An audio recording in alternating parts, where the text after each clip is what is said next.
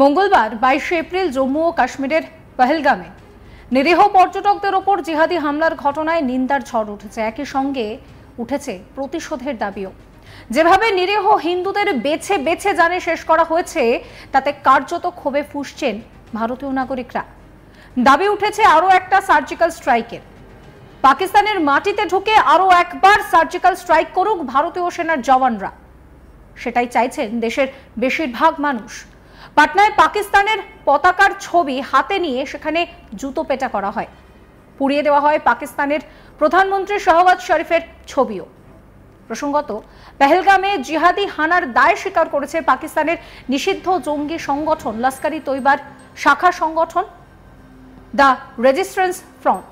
এক বিক্ষোভকারী তিনি বলছেন, পাকিস্তানে আরও একটা সার্জিক্যাল স্ট্রাইক করা দরকার। ভারতীয় সেনা এবার ঢুকে মারবে, পাকিস্তানকে টুকরো টুকরো করবে। কি বলছেন তিনি, শুনুন। पाकिस्तान के द्वारा नापाक हरकत किया गया, जम्मू कश्मीर में हमारे टूरिस्ट भाइयों को जिस तरीके से मारा गया, आतंकी हमला हुआ, ये बहुत ही घोर निंदनीय है।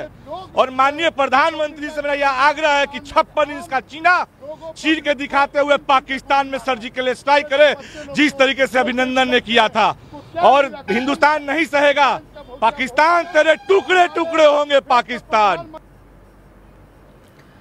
কেমন ছিল পহেলগামের ভাইসারেন ভ্যালিতে মঙ্গলবার দুপুরের সেই হামলার মুহূর্ত? প্রত্যক্ষদর্শী ও আক্রান্তদের পরিবারের সদস্যরা যা বলছেন তা শুনলে না চমকে উঠতে হয়। জানা গিয়েছে যে হিন্দু পর্যটকদের বেছে বেছে হামলা করা হয়েছে। শুধু তাই নয়, একজন মহিলা পর্যটক জানিয়েছেন তিনি ভেলপুরি খাচ্ছিলেন, হঠাৎ করে এসে তার স্বামীকে জঙ্গিরা জানে শেষ করে দেয়। তার আগে তাদের বলতে শোনা যায়, এ বোধহয় মুসলিম নয়। এছাড়াও ভাইসারেন ভ্যালিতে ছড়িয়ে ছিটিয়ে থাকা দেহগুলো উদ্ধার করে হাসপাতালে নিয়ে যাওয়া হয়। তার মধ্যে বেশ কয়েকজনের দেহে প্যান্ট ছিল না। জানা যাচ্ছে স্ত্রীর সামনে স্বামীর বা প্রিয়জনের প্যান্ট খুলে অঙ্গ পরীক্ষা করা হয়েছে, সে হিন্দু না মুসলিম সেটা যাচাই করার জন্য। বাচ্চারাও এখান থেকে বাদ যায়নি। আর তারপর বেছে বেছে হিন্দুদের উপরে হামলা চালানো হয়। চোখের সামনে জানে শেষ করে দেওয়া হয় একের পর এক হিন্দু পর্যটকদের। জানা গিয়েছে রীতিমতো নাম পরিচয় দেখেই তাদেরকে টার্গেট করা হয়। এরপর প্রশ্ন ওঠে যে কতটা নৃশংস হলে এই ধরনের কাজ জিহাদিরা করতে পারে। সত্যি কি এরপর বলা যায় যে সন্ত্রাসের কোনো ধর্ম হয় না? ভাইসারেনে জিহাদিরা যেভাবে হামলা চালায়, সেখানে নাম শুনে পরিচয়পত্র দেখে তবেই পর্যটকদেরকে জানে শেষ করা হয়েছে। প্রত্যক্ষদর্শীরা সেই কথাই জানাচ্ছেন। নাম জিজ্ঞাসা করে যারা মুসলিম নয় সেই সমস্ত পর্যটকদেরকে গুলি করা হয়েছে পহেলগামে। প্রিয়জনকে হারিয়ে তাই কান্নায় ভেঙে পড়েন এক তরুণী। তিনি স্পষ্ট জানান যে তার স্বামীর নাম জিজ্ঞাসা করে তবেই জানে শেষ করে জঙ্গিরা। সোশ্যাল মিডিয়ায় বেশ কয়েকটি ভিডিও ভাইরাল হয়েছে। তার মধ্যে সবথেকে ভাইরাল যে ভিডিও, সেখানে শোনা যাচ্ছে ওই মহিলাকে বলতে তিনি ভেলপুরি খাচ্ছিলেন, জিহাদিরা এসে তার স্বামীকে জানে শেষ করে দেয়। এরপর একটি ছবিতে দেখা যায় স্বামীর দেহ আগলে ওই মহিলা বসে রয়েছেন। খুব সম্ভবত সদ্য বিয়ের পর হানিমুনে গিয়েছিলেন তিনি। ওই পর্যটক কি বলছেন, শুনুন। पूरी खाली थी, मेरा पति साइड में था, एक इंसान है उसने यहाँ पे उसने बोला कि शायद मुस्लिम नहीं है। उसने पूरी खाली थी, मेरा पति साइड में था, एक इंसान है उसने यहाँ पे उसने बोला कि शायद मुस्लिम नहीं है। उसने पूरी खाली थी, मेरा पति साइड में था, एक इंसान है उसने। আরেক পর্যটক বলছেন যে এখানে জিহাদি হামলা হয়েছে, আমরা অল্পের জন্য রক্ষা পেয়েছি, ঈশ্বর রক্ষা করেছেন। তিনি কি বলছেন, শুনুন। यहाँ पर अटैक हुआ आतंकवादियों का, हम लोग बाल बाल बचे हैं, मगर परमात्मा रक्षा करेगा।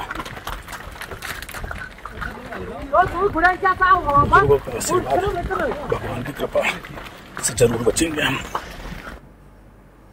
আর এক আক্রান্ত পর্যটক বলছেন যে আগ্নেয় অস্ত্র দিয়ে হামলা করা হয়, তাদেরকে বলা হয় যে চলতে থাকুন, পিছন থেকে ধাক্কা দেওয়া হচ্ছিল। কি পরিস্থিতি ভাবুন, তার কথাও শুনুন। लोगों ने आवाज दी है कि फायरिंग हो रही है और चलते जाइए। बस ऐसे दौड़ा, आगे आगे दौड़ते जा रहे थे हम लोग, और पीछे से लोग आ रहे थे, हमको धक्के दे रहे थे, हम लोगों के पैरों में भी आ गए।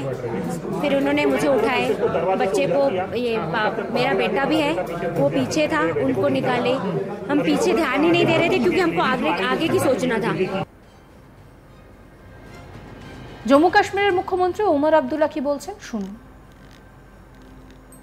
पार्लियामेंट का हुक्म है कि गवर्नमेंट को वो इलाका खाली कराना चाहिए, और ये आज की बात नहीं है, ये 90s में यूनानिमस पार्लियामेंट का रेजोल्यूशन पास हुआ था उस तरफ के कश्मीर के बारे में।